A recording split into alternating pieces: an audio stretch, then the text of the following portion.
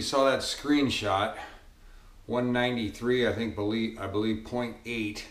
So I just got to lose a pound. My goal for today, my drop dead goal is 192. So all I got to be is, because I'm 192 and change. But anyway, I'm coming up on that. I haven't eaten in 36 hours. It's like 36 and a half right now. I mean 35 and a half, but by the time I get done with this, it'll be over 36. So I'm going for a 1 hour run. I only got to lose a pound, so I'm going with just 2 layers. Just one long sleeve, wicking shirt, my Badwater shirt, and then this synthetic down jacket. And so just an hour I'm going to go for, and yeah, it'll be fun to eat. And then I got to go right to swimming after that. All right, so I also haven't had anything to drink since I went to bed last night. And I'll be carrying a full Camelback just for the weight, because there's good odds that I'll be carrying that in Tuscobia or Arrowhead.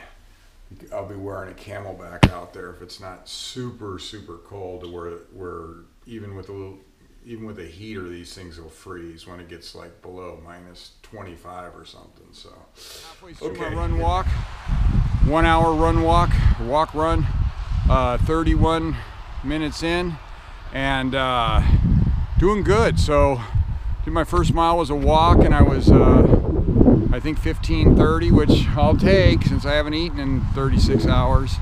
And my run was maybe 10:40 or 50. And so I thought that was great too. And now was walking low 15s for this 3rd mile. And one thing I want to tell you besides the training aspect, and I think I brought this up before, but when it's dark, it's drizzly, if you can tell. I don't know if you can tell, but it's drizzly, and nobody's out here. It's pitch black, it's cold, and nobody's out here. But my subconscious mind makes notes of all this, and it says, yeah, we're out here when nobody else is out here, man. And I'm telling you, and I brought this up before, this is stuff you'll remember in the middle of the night, in the middle of nowhere, in Arrowhead or Tuscobia. This is getting locked in there, that you're willing to do whatever it takes, including training when nobody else is doing it.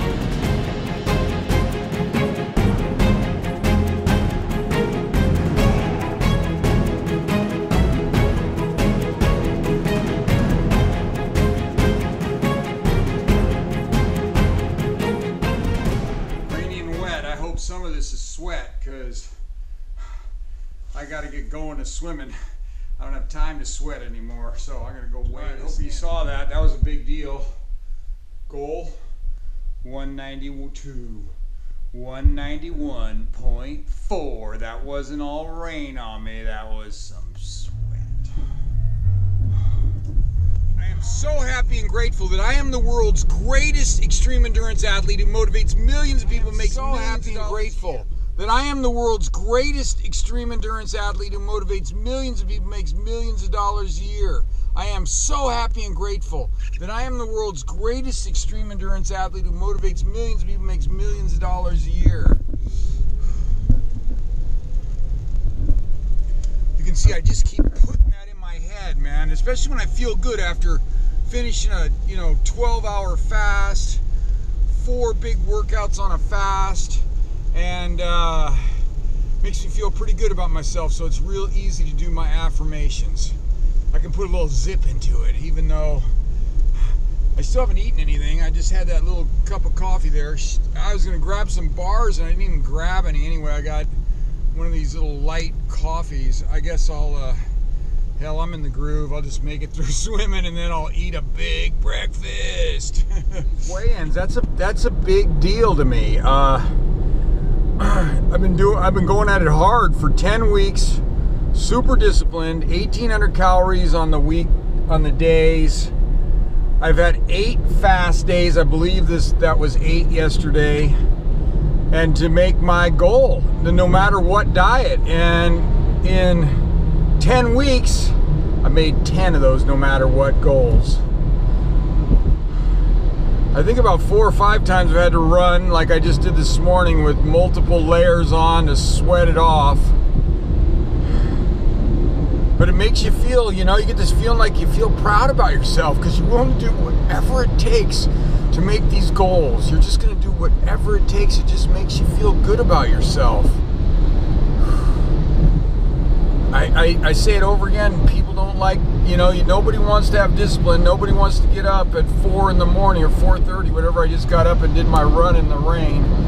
And, but it makes you feel good afterwards, and it does. It goes into that subconscious mind. It gets in there that you'll know. I'll be in the middle of Tuscobia, Arrowhead, on Aconcagua, on Denali. I will know if I paid my dues to do what it takes to finish those things. I'll know if I paid my dues. And when you've paid your dues, you're gonna push. Your mind is gonna drag your body across. It's gonna drag me all the way to the finish line, all the way to the summit, because I'm paying my dues.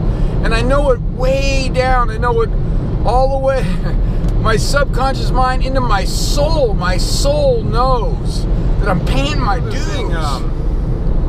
When I talked to the guy about Arrowhead, you know, not Arrowhead, Denali, you know, the main guide up there. Anyway, the guy, he's just an awesome guy, and what he's most concerned about, he's, you know, for me going up and climbing this year, is the frostbite I got on my fingers and my thumb, mostly on my thumb last year, and that, you know, when you get it cold again, can you handle the pain, you know?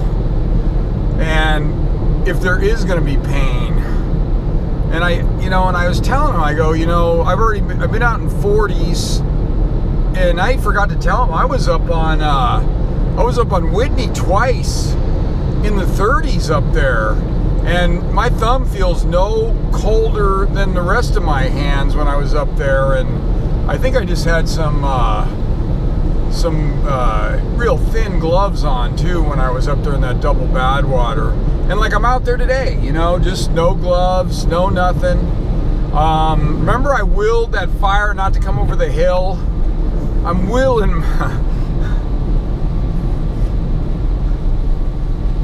my thumb to heal.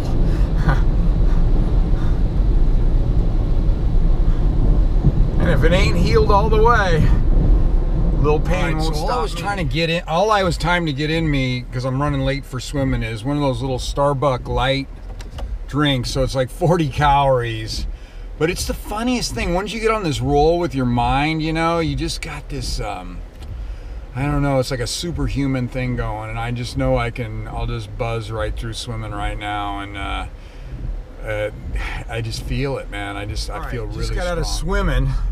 I had a feeling it was going to be good. I think because I just had the right mindset, you know. I'm like, I got a little caffeine in me. That always works good. I only had 70 calories. So now we're into this like 32 hours of fasting or something. I don't know. But anyway, had about, not total fasting because I did have 70 calories.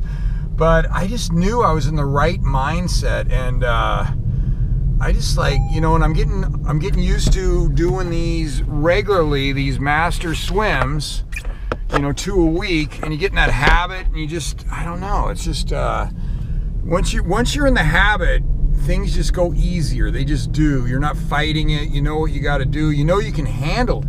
It's like even the fast, even when I have a rough fast day, which I would call yesterday like kind of medium. It was only rough because I had that big beach workout, but I would but mentally I know I can make it, you know what I mean, because I've done it. That was my 8th time of doing it, fasting and training, and so even though it was a harder one than I've ever done, I still knew I could do it, and so mentally I was able to finish that thing.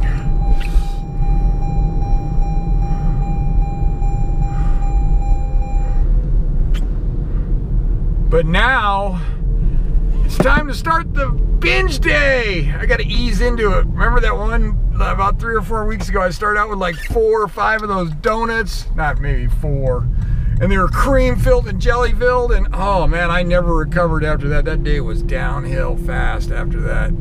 So today I'll probably ease into just a lot of eggs and stuff like that. So on my way, third workout of the day, all crammed in the morning, all crammed right in the morning.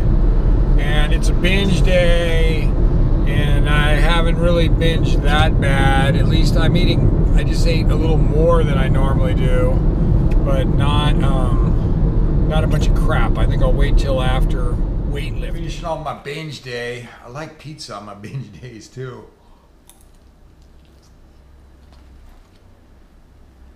I had an In-N-Out. I had a freaking chocolate shake at Baskin & Robbins. I don't know, there's something like I work so hard on the weekdays that I just got to get my money's worth out of these binge days on the eating, the training. I just eat a ton, and I'm not sure that it's that great because I really don't feel that good afterwards. So I was looking at tomorrow, and I got a 2-hour hike with like a 30 to 35 pound pack is what my coach has down. And I'll go up the mountain this time. The mountain's open, so I can go up. I'm not just gonna stay on the flat. But she's like a genius, you know, Coach Amanda McIntosh, because I'm training to do 2 races where I pull a sled, you know, a 40-pound sled in the snow with my survival gear. Then 2 weeks after the second race, I go down to climb Mount Aconcagua, which is like a 16 to 19 day climb where you're carrying a 40-pound pack and the mule's carrying the rest of the stuff and you're hitting them on the ass with your hand. Go, little donkey! I like the idea of the donkey taking some of the load instead of me. But I'm a slacker. Anyway, but yeah, so I'm kind of excited. I'm kind of dragging ass tonight, though, man. These workouts are tough lately. They're getting bigger and harder, and I'm sticking to my 1,800 calories, pumping the X's out, and I don't know. I'm doing whatever it takes, but they're getting a little harder, I noticed, and I'm kind of dragging a little bit tonight. But I'm kind of dragging, and I got this 2-hour workout. You know, hike with, you know, in the mountain with, you know, 30, 35 pound pack. And then I got weights in the afternoon, and I'll probably finish off with another little 2-mile hike. And whenever I start dragging like this, like I'm really tired, like thinking, wow, I hope I wake up feeling a lot better in the morning. I'm sure I won't because of all this crap I'm eating. But when I was down in Death Valley, and I did a Badwater one year, I was like such a mess when the race ended. I mean, I was really a mess. And the race ended, it was like the next morning. And yeah, I can't remember if people left right after the race or what, but they might have left right after the race. Anyway, the bottom line is I woke up, I was like, I got up in the hotel. And I was in the hotel, and I called my dad. I said, hey, everybody left, Dad. I'm the only guy here. And I go, I can't even walk to the bathroom. I have to like crawl practically. I was practically crawling to the bathroom when I had to go because I was in so much pain from this Badwater. It was a really tough one on me. They're always tough on me down there, but this was extra tough. And I go, Dad, I might need to, everybody left. I don't know. We need to brainstorm how I'm going to get home. I don't know how I'm going to get home. I'm in so much pain and I'm so weak. And he said, Bill, just sleep on it. Let's talk in the morning. Let's see how you feel in the morning. Let's see how you feel in the morning, you know. So I went to sleep that night. I woke up in the morning. I felt a hell of a lot better. I said, hey, Daddy, I think I'm feeling good enough to drive my own ass home. So anyway, it's amazing. You get a good night's sleep, it's amazing what can happen. So I might just tear it up tomorrow. You never know. But you know one thing, I'm going to finish my workouts tomorrow, whether or not I tear them. So I wanted to share one other thing with you guys. I got one of the best compliments you could ever give me in the world. You know, the best compliment you could give me today. And I haven't heard this compliment in like 4 years. So I went in the Verizon store, and they got some new watch they're trying to sell. I was just trying to get my phone fixed. It wouldn't ring. And the guy looks at me and goes, hey, you look like a runner. Ah, runner. I told you I'm getting sinewy. He goes, you look like a runner. You might be interested in this new fancy watch we got.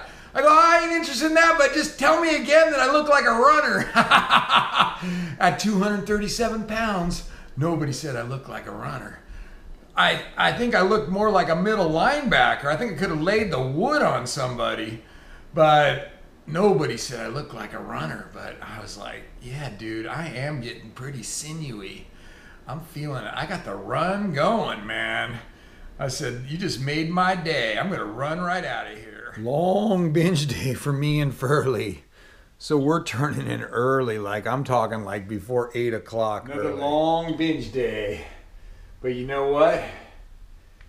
Binge day, easy money for the X, because there is no limit. And I'm sure I ate just about no limit. I was way over any limit. I don't know, like I said, I don't know what's worse, the fast days or the binge days. They both hurt in different ways. I might have to start getting mellower on the binge days, but I doubt it. I'll just keep suffering. All right, so tomorrow I got some good workouts. Like my pop said, because I'm pretty worked today, man. These workouts are starting to catch up to me. Like my pop said, though, when I was in Death Valley. Just get some sleep, Bill, and then see how you feel in the morning. And I felt good in the morning. So that's what's going to happen tomorrow. I'm going to get some sleep and feel good in the morning. All right, good night, everybody.